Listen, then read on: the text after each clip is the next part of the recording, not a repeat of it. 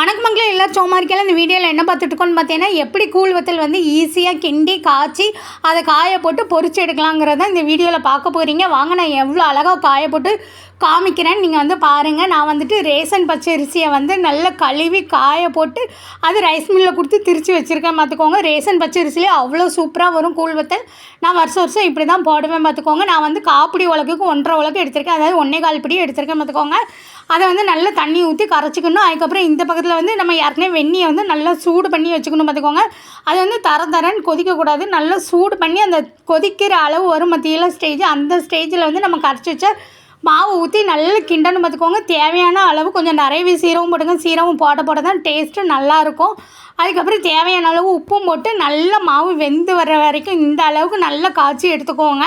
உங்களுக்கு இப்படி நீங்கள் வந்து சிம்பிளாக செஞ்சிடலாம், உங்களுக்கு ரொம்ப வந்து நேரமே எடுக்காது. இதை வந்து நைட்டை நீங்கள் காய்ச்சி வச்சிட்டிங்கன்னு வைங்க, காலையில் எந்திரிச்சோன்னா ஊற்றிடலாம். நான் எப்போவுமே அப்படி தான் பண்ணுவேன் பார்த்துக்கோங்க. அன்றைக்கி நான் கூழ் வத்தல் ஊற்றும் போகும்போது ஒரு 5:45 6 மணி இருக்கும் பார்த்துக்கோங்க. வெயில் அப்படியே சூரியன் வந்து உதிச்சு வந்துக்கிட்டு இருந்தது. ஒரு 8 மணி வரைக்கும் நல்லா காஞ்சிருக்கும். அந்த 1.5 மணி நேரம் தான் என் கூழ் வத்தல் அப்படி காஞ்சது பார்த்துக்கோங்க. அதுக்கப்புறம் வர்ண பகவானுக்கு என் மேலே என்ன கோவமாக என்ன இதோ தெரியலை. அதுக்கப்புறம் வச்சு செஞ்சார் பாருங்கள், என் கூழ் வத்தலே காயலை.